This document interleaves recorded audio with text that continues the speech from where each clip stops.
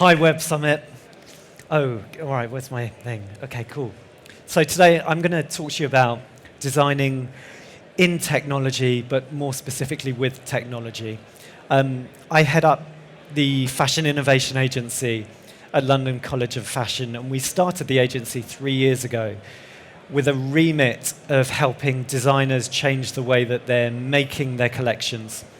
So we help them with smart materials and smart processes, change the way that they show their collections. So we do lots of fun stuff at London Fashion Week and beyond. And then ultimately change the way that they sell those collections. And if I told you that less than 40% of the designers who show at London Fashion Week have an e-commerce platform, you might begin to understand that the gap between fashion and technology is absolutely huge. Today has been really exciting to see the enormous interest in fashion and technology. But the reality on the ground is that those industries are polar opposites. And there is a huge amount of work to do to genuinely bring technology and fashion together.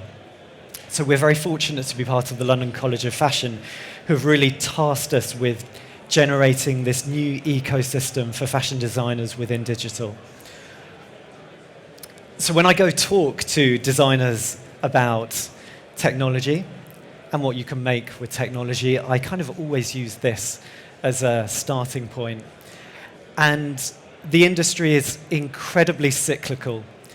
It repeats techniques that were in fashion many years ago, styles that were fashionable many years ago come round and again.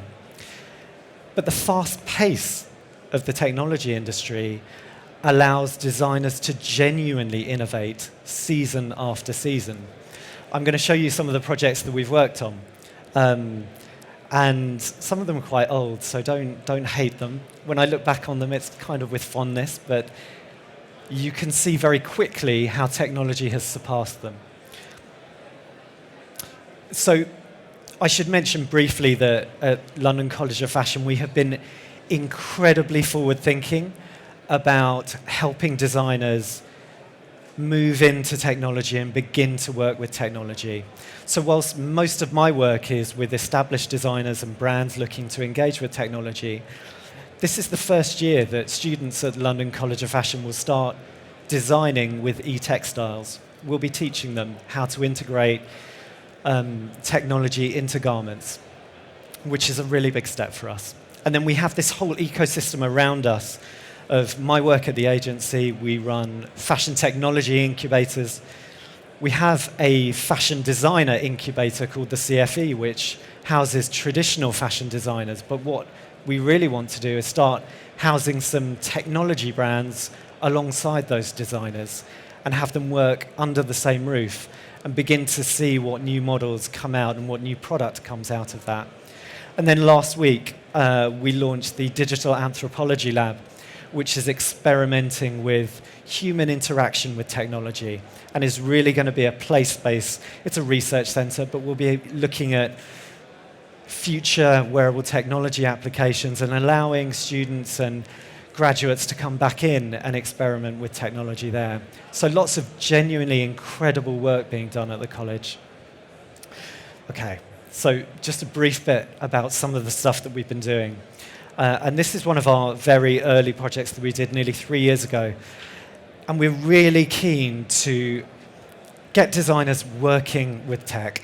And at the college, we have a center which specializes in 3D printing. So this is one that we did with Absolute and Gareth Pugh, quite a well-established designer. And Gareth designed that collar, and we 3D printed it at the college and put it on lots of bottles for Absolute. And it went into Selfridges and Harvey Nichols, and I think was sold at a vastly inflated price, but sold out very quickly.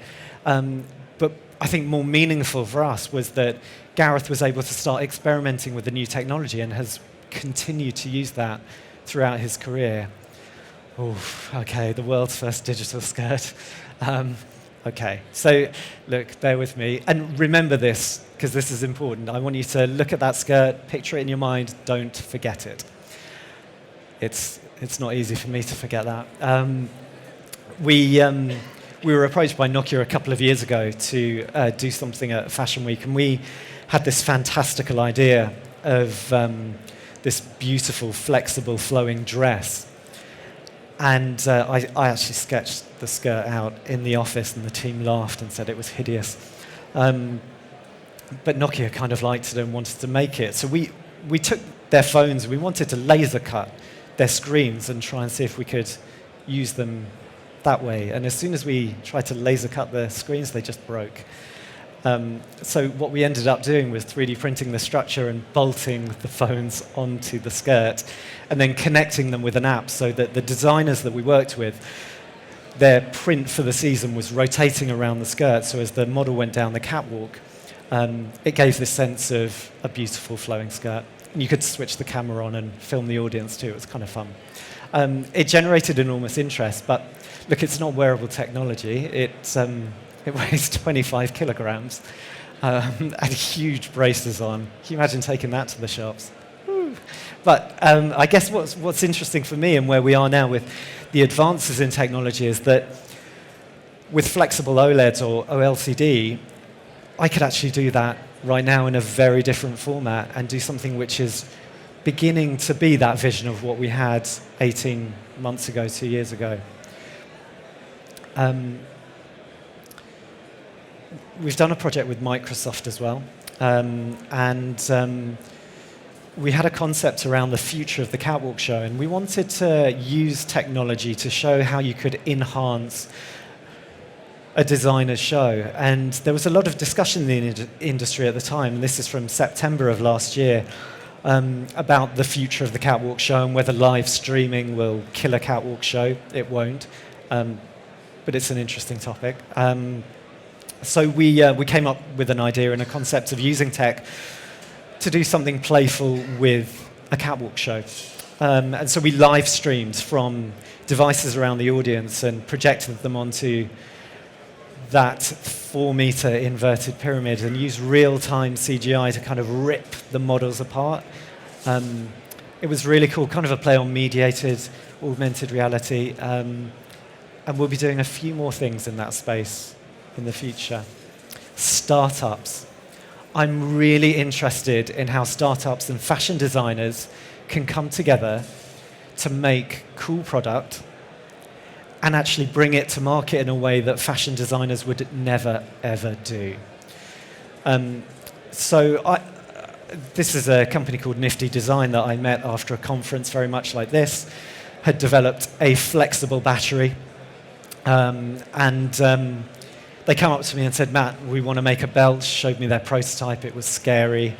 I said, no, let's not put that out. We worked with some designers and created the product that you see there. It charges your mobile phone. It gives you about 2 days charge for your mobile phone. So there's a lightning cable which goes from the belt into your pocket, charges an iPhone, Android phone. We crowdfunded it. Fashion designer crowdfunding doesn't happen. It raised about $80,000 in the month that it was on Indiegogo and shipped this year for $99. Beautiful, simple, elegant way to solve a problem that I've been having ever since I've been in Web Summit. It's a nice way for startups and designers to come together and actually make some meaningful product. And then we just do some fun stuff. But I guess there is a serious message behind this, other than it being the world's first music reactive uniforms, which glow to the beat of the music at the W Hotels bar in London's Leicester Square, is part of an IoT project with the W about how technology can be used to transform their consumers' experience of the hotel. So the hotel has an app which allows you to use your Apple Watch to open your hotel room door. And they wanted to go further than that, so we created some uniforms for them at the W Spa, and they glow to the beat of the music, but they also have some haptic feedback in them, which allows the front of house to notify the bar staff when someone important like me comes into the bar. And I think it's beginning to look at how people could interact with clothing, with consumers in a real environment. So we're doing a bit more around that. You've seen from the massive queues that certainly were outside here earlier, there's enormous interest in the space. So do something in fashion tech, it generates a lot of interest. So tech is definitely in fashion. But does that make it fashionable? Well, 1 in 3 people think wearable tech makes you look ridiculous, and 3/4 see no reason for having it. So 2 big problems there, form and function. Fashion designers have the ability, and I wonder what's driving that. Yeah. Okay, who remembers my digital skirt? Look at that baby. Wow. So, I think there's a lot that's going on in fashion and tech, which is simply taking product and putting it onto the catwalk. That doesn't make it fashionable. This is real. When I saw this, I thought it was a joke. This is from September of last year in New York. Eli Tahari described as the perfect intersection of fashion and technology. Yeah. Also, you don't even need to design to generate interest in fashion and tech. If you're Dolce & Gabbana, you can simply have your models take a selfie on the catwalk. And I kid you not, that generates headlines in fashion tech. And then you have people doing something that is actually genuinely quite interesting.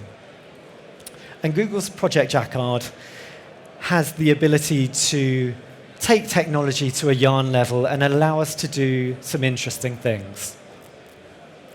But the fashion industry, is it ready for this? Well, it's interesting when we go and talk to designers about working with technology. And we do hear a lot of this. So this is Christopher Kane, very well-known designer, British designer, who very recently just said that wearable technology is a fad. He's already over wearables.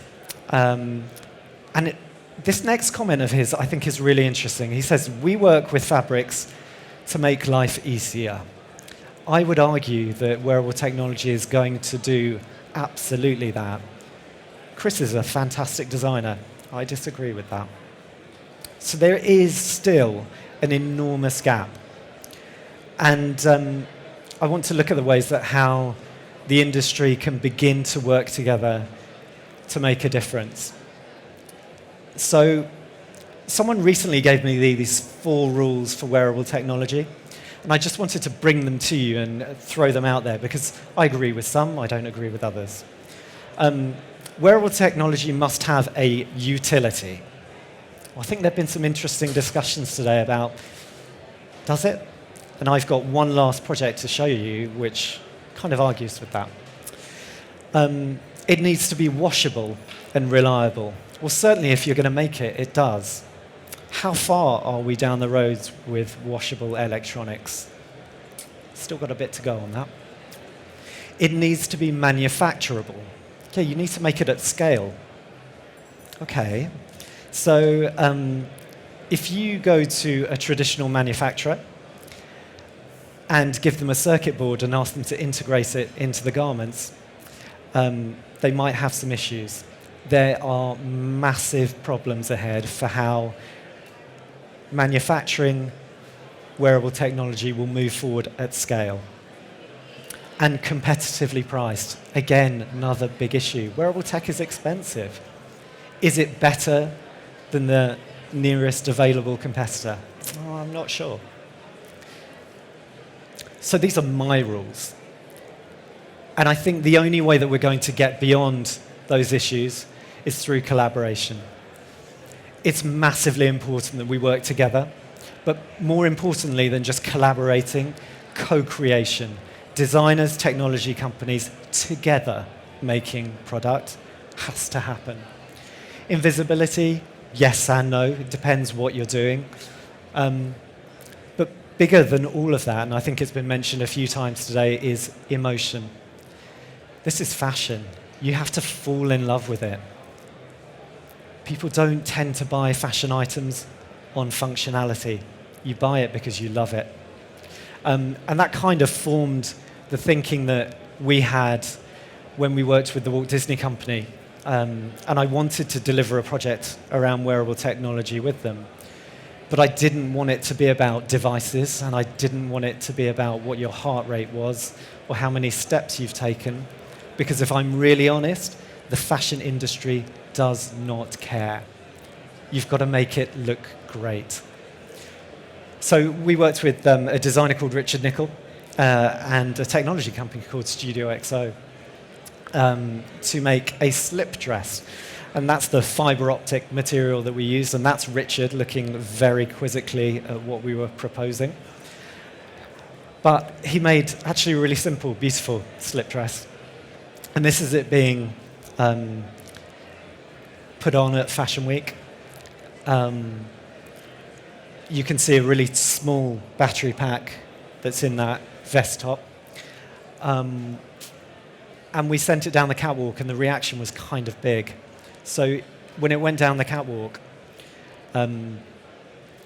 people gasp at Fashion Week. That does happen. But there were genuine gasps with excitement. You can see the mobile phones everywhere. It was kind of cool. We got 200 million impressions on social media for this dress, and it's kind of become the poster child for wearable tech. But I think for one big reason is that it connected with people. It's a fiber optic dress. It has 2 LEDs in it, and it lights up. It doesn't do anything else other than that. But Richard designed a beautiful dress. People, and I guess the only criticism that we got about it is that you couldn't buy it there and then. And I think that's the next challenge for where we begin to move the industry forward, is creating a value chain for wearable technology. We have to be able to start taking product like this and make it at scale. Lots of people wrote some really lovely things about what the dress looked like, but my favorite one is the last one from Tatler, who were fainting over the first look at Richard Nicol, which was kind of fun. So that's all from me. And I guess as a final message, that there is such a long way to go, but so many amazing opportunities ahead. Do projects, collaborate, co-create, go do amazing stuff, and definitely follow me on Twitter. I'm awesome. Okay, thank you very much.